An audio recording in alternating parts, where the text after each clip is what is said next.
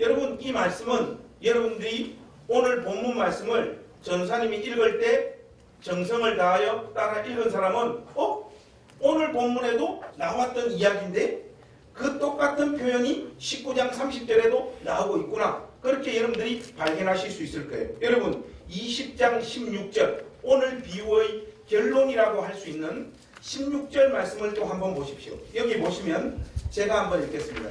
이와 같이 나중된 자로서 먼저 되고 먼저 된 자로서 나중되리라. 오늘의 이 비유를 감싸고 있는 앞과 뒤가 동일한 표현, 동일한 결론, 동일한 메시지를 우리에게 전달하고 있습니다. 물론 그 표현이 순서를 달리하고 있지만 의미는 똑같습니다. 먼저 19장 30절의 저 말씀은 예수님께서 베드로의 질문에 답하시는 과정에서 나온 말이라는 것을 여러분들이 기억하셔야 됩니다. 베드로는 19장 27절에서 이렇게 예수님을 향하여 질문을 하나 던지고 있습니다. 여러분, 19장 27절 한번 보십시오. 이에 베드로가 대답하여 이르되 보소서, 우리가 모든 것을 버리고 주를 따라사온데 그런즉 우리가 무엇을 얻으리까?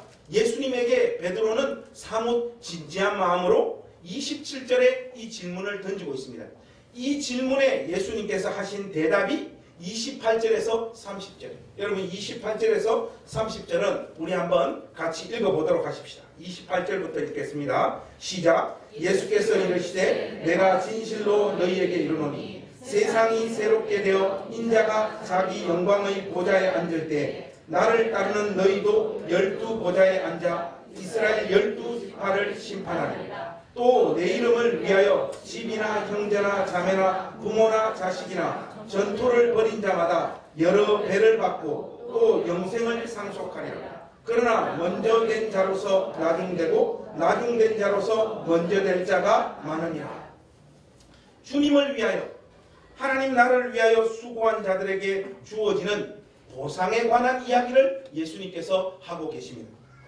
내용을 정리해보면 예수님의 답변은 세 가지 정도의 내용을 가지고 있는 것을 확인할 수 있습니다. 먼저 28절에서 30절 말씀을 여러분 한번 보시면 예수님께서는 베드로의 질문에 그들은 구원을 받을 것이고 아주 영광스러운 지위를 얻게 될 것임을 말씀하고 있습니다. 그리고 또 하나는 그들은 이 세상에서도 많은 보상을 받게 될 것이다. 그런 명시적인 언급을 주님은 분명히 하고 계십니다. 그리고 최종적으로 그러나 그들은 자기들의 헌신과 수고 때문에 특권의식을 가져서는 안 된다는 것을 예수님은 분명하게 못을 받고 있습니다. 이런 맥락에서 보면 오늘 우리가 본문으로 잡은 이 비유는 사도 베드로의 19장 27절의 질문에 대한 19장 28절에서 30절의 간략한 답변보다 조금 더 자세하고 조금 더 업그레이드된 설명과 답변이라고 할 수 있겠습니다. 특별히 베드로의 질문에 예수님께서 해주신 세 가지의 답변 중 세 번째 내용이었던 그러나 그들은 자기들의 수고와 헌신 때문에 특권의식을 가지면 안 된다라고 하는 이 말씀을 더 강화시켜주고 있는 이야기가 포도원 품꾼의 비유라는 것. 그렇게 여러분들이 정리하시고 오늘 비유로 우리가 본격적으로 들어가면 좋겠습니다.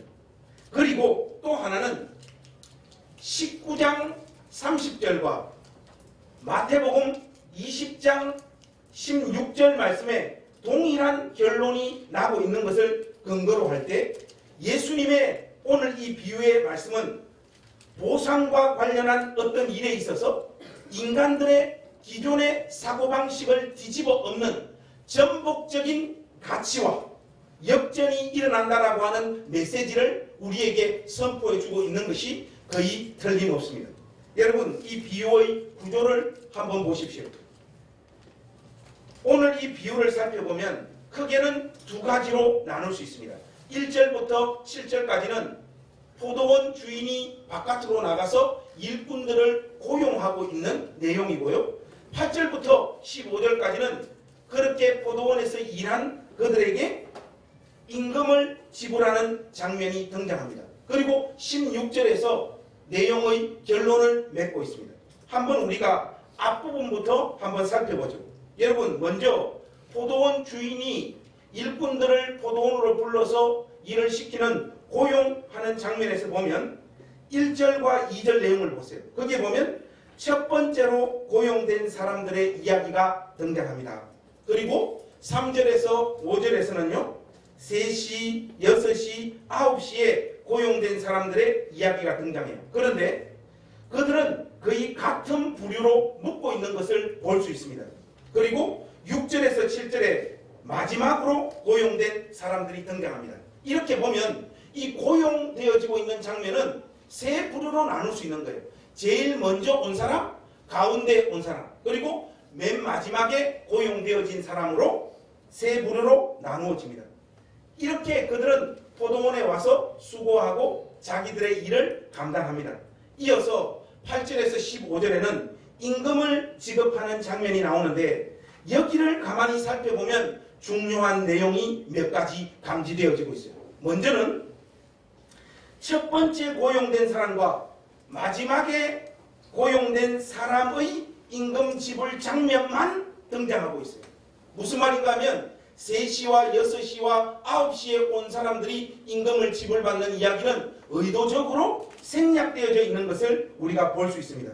이 말씀은 드라마로 치자면 오늘 이 포도원 품꾼의 비유에 있어서 주연은 당연히 주인이고 조연은 누굽니까? 처음 온 사람과 마지막 온 사람이에요. 가운데 온 사람들은 드라마로 치자면 전봇대, 지나가는 행인 1, 행인 2 이렇게 비중이 확 떨어진다 이겁니다. 주인은 분명히 첫 번째 고용된 사람과 맨 마지막 고용된 사람의 모습을 의도적으로 대조하며 비교하고 있다는 사실을 여러분들이 기억하셔야 됩니다. 그리고 또 하나의 특징이 있는데 임금을 지급받는 장면을 한번 보십시오. 여기에 보면 나중에 온 사람들부터 임금을 지급받습니다. 이것은 가장 먼저 고용된 사람에게 자기보다 늦게 포도원에 도착한 사람들은 얼마만큼의 임금을 지불받는가를 생생히 지켜보도록 의도한 것 같아요. 그래서 그의 마음에 나는 조금 더 받겠구나 하는 기대를 가지도록 주인이 일부러 이 사건을 의도하고 있는 것이 거의 틀림없는 것 같습니다. 그런데 임금은 동일합니다. 그렇다 보니 처음 고용된 사람이 불평을 쏟아놓고 있어요. 고용된 모든 사람들이 동일한 임금을 받았지만 일한 시간을 기준으로 하자면 12분의 1입니다. 그러니까 당연히 맨 먼저 고용된 사람은 신경질도 나고 짜증도 나고 불평을 쏟아 놓을 수밖에 없는 상황입니다. 이것은 상식적인 추론을 해보면 맨 먼저 고용된 사람의 심정을 우리가 이해할 수 있습니다. 솔직히 우리끼리 이야기지만 이 불평하는 제일 먼저 온 사람들의 심정을 충분히 이해가 가지 않습니까? 이건 상식이잖아요. 상식. 주인이 조금 이상한 것이 틀림없습니다. 지금 주인은 인간들의 상식적인 기대와 바람을 의도적으로 깨부수고 있는 것이에요. 이 상황에서 마음이 안 상할 사람이 누가 있겠습니까? 어떤 신학자가 이 비유와 관련해서 이런 멋진 말을 해요. 이 멋진 말인지 모르겠는데 먼저 고용된 사람은 그 당시 유대인들의 전형적인 사고방식인 율법주의에 익숙해 있었고 그 기준에서 볼 때 주인의 행동이 이해되지 않았다. 여러분, 유대적 사고니 율법주의적 사고니 이딴 거 갖다 붙일 필요가 뭐 있습니까? 일찍 와서 일을 더 많이 했으니까 당연히 임금을 더 많이 받을 거라고 기대할 수밖에 없는 것이 상식이죠. 오고 오는 모든 세상의 인간 법칙은 일을 더 많이 한 사람은 임금을 더 많이 받고 적게 일한 사람은 적게 받는다라고 하는 것은 상식적인 이야기인 것입니다. 주님께서는 이런 인간들의 사고방식은 하나님 나라의 가치관과 전혀 맞지 않다라고 하는 사실을 이 비유를 통해서 우리에게 분명히 천명해 주고 있습니다. 마지막 장면에 한번 보십시오. 마지막 장면은 주인이 자신의 입장을 변호하는 내용으로 채워지고 있어요. 여러분, 먼저 20장 12절에 보면 가장 먼저 온 자의 항변이 기록되어져 있습니다.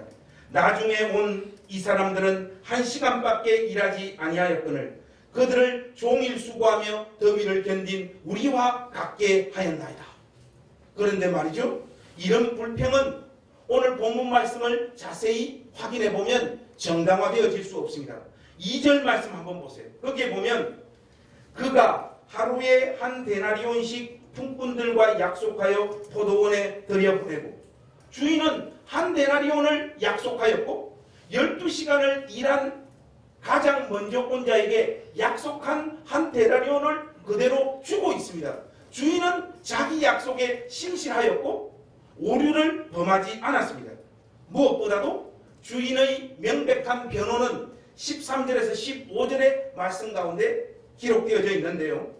주인이 그 중의 한 사람에게 대답하여 이르되, 친구여, 내가 내게 잘못한 것이 없노라.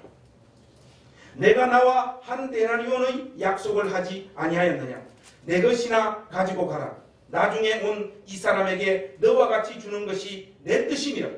내 것을 가지고 내 뜻대로 할 것이 아니냐? 내가 선함으로 내가 악하게 보느냐? 이것이 주인의 논리요 변호의 내용입니다. 가장 먼저 온 자들이 스스로 부당하다고 느끼는 이유는 주인이 약속을 어겼거나 그에게 부당한 대우를 해줬기 때문이 아닙니다. 가련하고 불쌍한 자들에게 주인이 동일한 은혜를 베푼 것 때문에 화를 내고 있는 것이죠. 가만히 보세요. 주인의 처분은 받을 것보다 적게 받는 자가 아무도 없게 하셨을 뿐만 아니라 대부분의 사람들은 자기들의 수고보다 더 많은 것을 받게 하시는 놀라운 은혜와 자비를 행하고 있는 것입니다. 주인은 욕먹을 짓을 한 것이 하나도 없는 것이에요. 이 정도 설교가 진행되면 우리가 어디에서 이 비유를 시작했는지 청중들은 다 잊어버립니다. 그러나 친절한 설교자인 저는 여러분들을 데리고 그 부분을 다시 상기시켜 드리겠습니다. 여러분, 마태복음 19장 27절로 다시 한번 넘어가 보십시오. 여기에 보시면 이제 이 질문을 좀 자세하게 우리가 살펴볼 필요가 있겠습니다. 27절 말씀 우리 한번 같이 읽겠습니다. 시작. 이에 베드로가 대답하여 이르되, 보소서, 우리가 모든 것을 버리고 주를 따라사온대 그런즉 우리가 무엇을 얻으리? 이 질문에 대한 답이 오늘의 비유라고 했죠. 이 말씀을 가만히 한번 들어보십시오. 베드로의 어투에 무엇이 깔려 있습니까? 여기 보면 우리가 모든 것을 버리고 주를 따라사온대, 이 부분이 핵심이에요. 예수님, 우리처럼 가장 먼저, 가장 많이, 가장 심하게 주를 위하여 수고하고 희생한 자들은 어떤 보상을 하나님 나라에서 받습니까? 이것이 사도 베드로의 질문의 내용입니다. 이 질문에 대한 최종적인 답이 뭐냐? 이와 같이 나중된 자로서 먼저 되고 먼저 된 자로서 나중되리다예. 예수님은 지금 베드로와 자기를 따르는 제자들에게 어떠한 자세를 가지고 예수님을 따라야 할 것인지에 대한 분명한 메시지를 전달하고 있는 것입니다. 예수님을 따라다니면서도 아직까지 그들의 의식을 지배하고 있는 유대주의적 공로주의, 세상 기준에 근거한 보상 심리를 가지고 있는 그 마음의 상태를 여지없이 깨부수고 있는 것입니다. 하나님 나라의 보상 체계는 인간들이 생각하는 그 상식과 율법주의적 기대와 사고와는 완전히 다른 곳임을 예수님은 말씀하고 있는 것이에요. 세상적인 상의 개념은 상을 받는 것과 상의 차등이 개인의 자질, 노력, 애씀에 기초하고 있을지 모르지만 하나님 나라의 상은 본인의 노력 여하에 달린 것이 아니라 하나님의 일방적인 선택과 은혜의 기초에 있음을 예수님은 말씀하고 있는 것입니다. 하나님 나라에서 결정적인 것은 인간들이 하나님과 하나님 나라를 위하여 어떻게 수고하고 애쓰고 고생했느냐, 거기에 초점이 맞춰져 있는 것이 아니라 하나님께서 우리 주 예수 그리스도 안에서 우리 인생들을 위하여 무엇을 베푸시 오셨고 어떤 일을 하셨는가를 기억하는 나라가 하나님 나라인 줄로 믿습니다. 바로 예수님은 그 사실을 지적하고 있는 것이에요. 사랑하는 우리 행신교회 가족 여러분, 이 말씀 앞에서 이 복된 주일 결단하십시오. 자기식의 신앙적인 열심과 고집, 그리고 그것을 근거로 자기식의 계산과 평가하면 그 생각에서 빠져나올 수 있기를 우리 주님의 이름으로 부탁합니다. 여러분들이 사도 베드로처럼 우리가 모든 것을 버리고 주를 따라 싸운데 그런즉 우리가 무엇을 얻으리이까?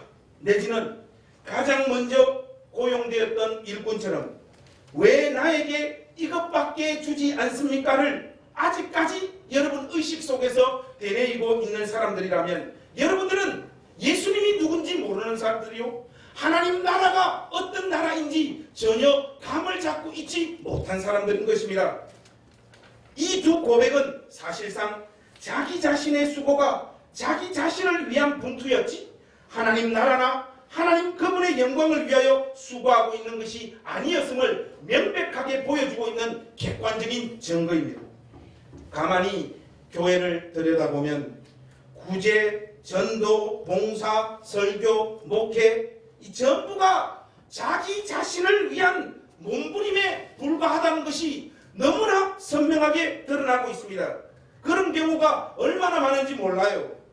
교회와 관련한 모든 일들, 헌신과 충성, 이 모든 것들이 철저하게 자기 자신의 능력과 탁월함을 증명하기 위한 도구에 불과한 경우들이 얼마나 많으냐 말이죠.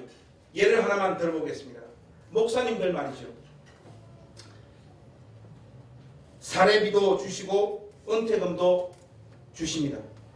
저도 별다른 사람이 아니고 여러분들이 사례비도 많이 주시고 앞으로 은퇴할 때도 은퇴금을 많이 주시면 좋습니다. 농담처럼 들립니까? 많이 주면 줄수록 좋아요. 그런데 말이죠, 주님의 종은 이것을 요구할 위치에 있는 사람이 아닙니다. 목회자들은 내가 이 교회를 이만큼 성장시키지 않았느냐, 내가 이 교회를 위하여 이만큼 희생하지 않았느냐, 내가 이 역할을 감당하기 위하여 석사도 받고 박사도 받지 않았느냐, 이런 말을 내뱉는 자가 있다면 그는 목사가 아니고 종교주식회사의 사장인 것입니다. 자기의 수고와 자기의 눈물과 자신의 희생을 강조하는 자는 하나님 나라에 합당하지 않습니다. 저와 여러분은 주를 위해 어떤 수고와 희생을 쏟아부으면 그것에 상응하는 대가를 주께서 주실 것이라고 하는 사고방식으로 주의 일에 동참해서는 안 됩니다. 우리의 수고와 헌신은 우리의 기쁨이지 결단코 고생이 아닙니다. 세상에 나가면 회사원 깜냥도 안 될 인간을 한평생 하나님을 자랑하고 편을 들고 주의 말씀을 선포하는 영광스러운 이 직책의 자리에 세워주셨음에도 불구하고 고생, 희생, 눈물, 여러분 솔직히 말해서 목사만큼 고생 안 하는 인생이 어디 있습니까? 주를 위해서 겪는 시련과 아픔은 신자에게, 특히나 목사에게는 영광이요 훈장이요 명예입니다. 여러분들이 주님의 몸된 교회 안에서 더 많이 수고하고 더 많이 애쓰고 더 많이 마음을 졸여야 되는 역할을 맡고 있는 사람들이 있습니다. 그것으로 여러분들의 훈장을 삼지 마십시오. 제가 울산에 있을 때 아버지 돌아가시고 살 곳이 없어가지고 어머니하고 저하고 누님 댁으로 들어갔어요. 우리 누님이 산 밑에 그 한옥 마당이 있는 한옥집에서 살았는데 방이 꽤 여러 곳이 있었어요. 근데 우리 누님 마음에 우리 긍휼이 많으신데 우리 둘째 누님이 관성아, 나는 오갈 데 없는 애들 다 불러가지고 우리 집에서 내가 할 수 있는 범위 안에서 이 아이들 기르고 키우고 싶다고 그러는 거예요. 저는 우리 누나의 성품을 잘 알기 때문에 말렸지만 누나가 밀어붙이더라고요. 그래서 누나는 울산에 태화강이라고 있어요. 그 태화강에 가면 태화다리 밑에 집 나온 가출 소년들이 많아요. 여기저기 떠돌아다니는 아이들이 많은데 우리 누나가 아이들 한 명 자꾸 우리 집으로 데리고 오는 거예요. 저의 기억으로 그런 아이들이 우리 집에서 가장 많이 살았을 때가 6명까지 같이 살았던 것 같아요. 그 중에 제일 먼저 우리 집에 와서 같이 살았던 애가 종서라는 아이였어요. 저는 당연히 아이들이 몰려드니까 군기 반장을 맡았습니다. 군대 갔다 왔으니까 이 역할이 얼마나 저에게 어울리겠습니까? 물론 저의 태생적인 성품은 온유하기 때문에 저하고 조금 맞지 않지만은 어쨌든 그 역할을 맡았습니다. 그런데 이 바깥에서 놀던 아이들이 집으로 들어오니까 돈이 사라지고 옷도 사라지고 이거 그런 아이들을 저같이 온유한 삼촌이 사랑으로 이렇게 케어한다는 것이 여간 힘들지 않더라고요. 그때 주님께서 지혜를 주셨습니다. 매를 들라. 그래서 매를 들어서 아이들 두들겨 패면서 아이들 행실을 고치고 군기도 잡고 그렇게 했죠. 근데 여러분 이 아이들 모아놓으니까요. 아이들이 바깥에서 놀다가 들어온 아이들이 돼서 그런지 반찬이나 새 옷이나 새 신발 같은 것에 얼마나 집착이 많고 그런 것 때문에 얼마나 많은 싸움들이 일어나는지 몰라요.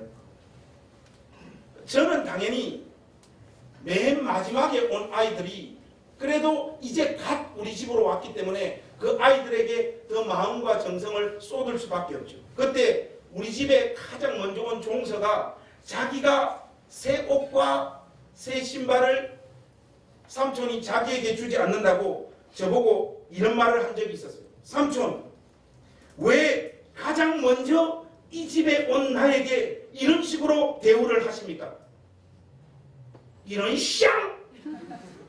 먼저 데리고 온 그 자체가 영광이요 특권이지 뭘 더 바라냐 말이죠. 우리가 주님의 몸된 교회 안에서 주님을 섬기는 방식이 이 종서와 똑같아요. 하나님 왜 나에게 이런 식으로밖에 대우하지 않습니까? 여러분 이 교회에서 우리가 함께 주님을 섬길 때 고생할 것도 그닥 없지만 여러분들의 수고와 헌신과 봉사 가지고 나팔 불고 노래 부르는 짓을 멈출 수 있기를 우리 주님의 이름으로 부탁합니다. 정말 고생이라고 할 만한 수준의 것들을 여러분들이 감당하고 난 다음에도 먼저 부름받은 자가 누리는 은혜라고 생각하면서 그 역할들을 감당해 주시기를 주님의 이름으로 부탁합니다. 여기에서 함께 주를 섬기고 신앙생활할 때 이런 차원에서 한 가지 부탁을 드립니다. 여러분들의 수고를 근거로 누구를 깔보거나 주량하는 자세를 가지지 말아주십시오. 무엇보다도 여기 이곳에서는 그 어떠한 경쟁도 멈추어 주시기를 우리 주님의 이름으로 부탁합니다. 하나님 나라를 보여주는 주님의 몸된 교회에서는 어떤 형태의 경쟁도 있어서는 안 됩니다. 세상은 경쟁에서 승리하는 놈이 모든 것을 다 챙겨먹는 로버트 프랭크가 쓴 승자 독식 사회예요. 교회는 어떤 경쟁을 통해서 자신의 잘남과 능력을 증명하는 곳이 아닙니다. 여기 이곳은 못난이들이 모인 곳이에요.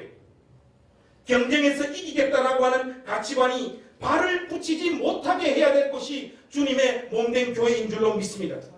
그래서 여러분 우리 한국 가요사의 가장 위대한 노래가 뭐냐? 저는 이 노래라고 생각해요. 미소 짓는 그 입술이 하도 예뻐서 입 맞추고 싶지만은 자신이 없어. 누군가가 요놈하며 나설 것 같아. 할까 말까 망설이는 나는 못나니 나는 못나니. 여러분 우리는 못난이들입니다. 주님을 만난 자들은 자기 자신이 얼마나 못난 자들인가를 고백할 수밖에 없어요. 이 교회 안에서 일체의 경쟁을 삼가하십시오. 노래 경쟁 교회에서 벌어지는 거 정말로 많이 봤어요. 알고 보면 노래도 못하는 것들이 밥을 누가 맛있게 하느냐 경쟁, 이것도 정말로 많이 봤어요.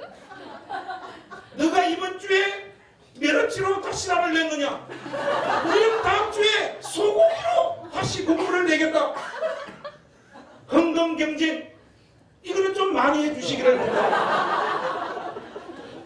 설교 경쟁은 또 얼마나 많이 붙어요.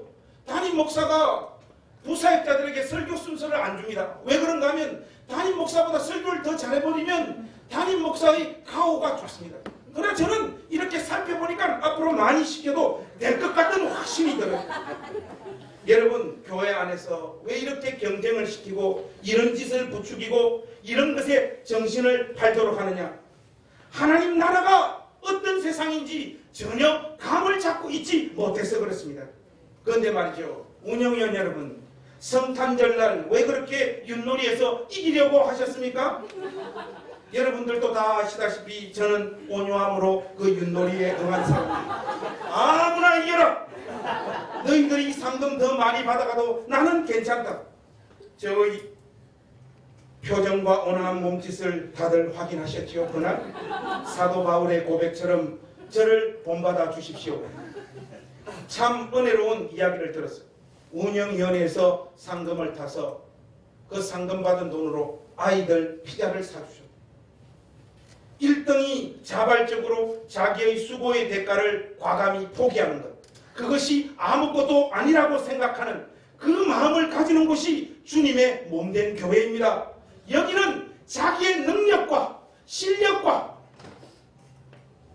그러한 것을 증명하려고 몸부림치는 곳이 아닙니다. 그곳은 세상입니다. 여기는 하나님 나라의 모습을 보여야 될 주님의 몸된 교회라는 사실을 잊지 마십시오. 왜 교회 안에서도 계속해서 경쟁적인 사고방식을 가지고 있느냐? 제가 그 핵심적인 이유를 알아요. 교회 안에서 유독 경쟁심이 강한 사람들은요, 중고등학교 다닐 때 학생회장을 못 해봐서 그런 거예요. 그 원을 풀고 싶은 것입니다. 아직도 찌질한 어린아이의 본성이 그의 영혼을 장악하고 있는 것이죠. 결론을 맺겠습니다.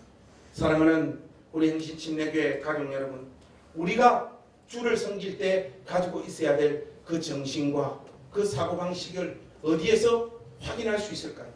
오늘 결론의 말씀으로 여러분들과 함께 이 말씀 한번 열어서 살펴보기를 원합니다. 사무엘하 9장을 한번 가보겠습니다. 사무엘하 9장 7절에서 8절 말씀. 사무엘하 9장 7절에서 8절 말씀. 우리 한번 7절과 8절 말씀 한 목소리로 크게 다 같이 읽겠습니다. 시작. 다윗이 그에게 이르되 무서워하지 말라. 내가 반드시 내 아버지 요나단으로 말미암아 내게 은총을 베풀리라. 내가 내 할아버지 사울의 모든 밭을 다 내게 도로 주겠고 또 너는 항상 내 상에서 떡을 먹을지니라 하니 그가 절하여 이르되 이 종이 무엇이기에 왕께서 죽은 개 같은 나를 돌아보시나이까 하니라. 여러분들이 주님을 섬기면서 자기에게 아무 조건 없이 은혜와 호혜를 베풀어준 다윗의 이 은혜 앞에 어찌하여 죽은 개 같은 나를 돌아보시나이까 라고 고백하고 있는 무비보셋의 이 고백을 천성에 이르는 그날까지 여러분의 삶의 신조와 신앙의 목표와 신앙의 전부로 삼을 수 있는 자들이 되기를 우리 주님의 이름으로 부탁합니다. 네. 이 고백을 잃어버린 곳은 교회가 아니에요. 우리 모두는 주님 앞에서 죽은 개와 같은 존재밖에 되어지지 않는다라고 하는 이 처절한 고백을 토해 놓으며 살아야 됩니다. 주 앞에 가는 그날까지 우리 입에서 떠나서는 안 될 고백이에요. 여러분, 왕궁의 식사 시간을 한번 생각해 보세요. 저는 이 말씀 중에 가장 다윗이 무비보셋에게 베풀어준 은혜 중에 가장 마음이 뭉클한 내용이 너는 항상 내 상에서 떡을 먹을지니라. 여러분, 왕하고 같은 상에서 떡을 먹는 자는 그의 신분이 왕자의 자리로 부름받고 있는 거 아닙니까? 땡땡땡땡땡땡 왕궁의 식사 시간이 되면요, 압살롬이요 자기의 이 긴 머리 샥 날리면서요 떠벅떠벅 걸어와서 자기 자리에 앉습니다.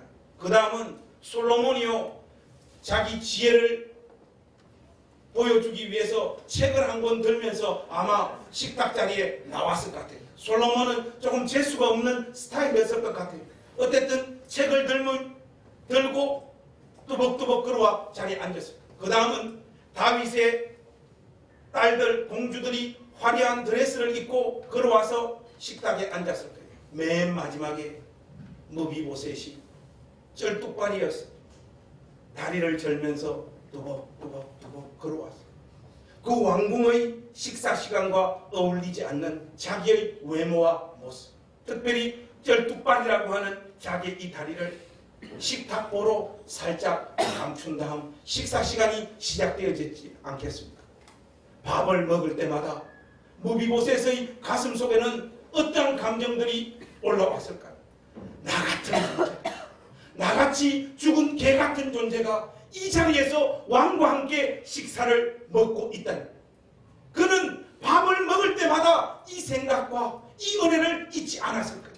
우리가 하나님 나라에 먼저 부름받은 자들로서 이 의식과 이 사고방식을 잊어버리기 시작하면 할수록 여기에서 내 수고와 내 헌금과 내 봉사와 내 눈물을 더 쏟으면 쏟을수록 거기에 비례한 더 큰 상을 기대하는 마음으로 여러분들의 마음이 흘러갈 수밖에 없다는 사실을 잊지 마시기를 바랍니다.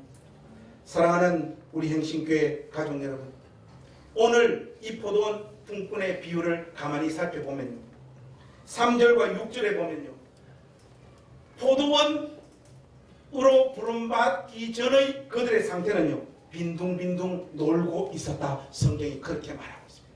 우리는 바로 무가치하고 빈둥빈둥 놀고 있는 아무것도 아닌 인생이었는데 주의 은혜로 이 자리에 서 있으면 무엇보다도 주님을 위하여 땀을 흘리며 수고하며 애쓸 수 있는 그 복된 자리로 부름받고 있습니다.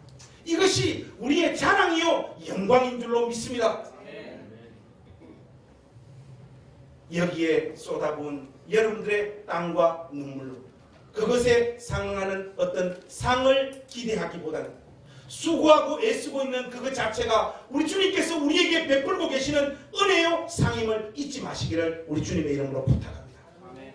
여기서 함께 주를 섬길 동안 옆에 앉아있는 우리의 형제와 자매는 우리의 경쟁자가 아니요 함께 하나님 나라의 역사를 위하여 수고할 우리의 동력자임을 잊지 마시고 낮고 또 낮은 마음, 못난이로서 죽은 개와 같은 존재와 방불했던 자가 우리였음을 기억하고 주께서 시키는 그 일이 어떤 눈물과 어떤 희생과 어떤 고생을 우리 삶 가운데 만들어내더라도 묵묵히 감사하는 마음으로 감당하는 복된 인생들이 되시기를 우리 주님의 이름으로 축복합니다. 기도하겠습니다. 하나님, 무비보셋의 고백이 우리 평생의 고백이 될 수 있도록 은혜 베풀어 주시옵소서. 예수님의 이름으로 기도하옵나이다.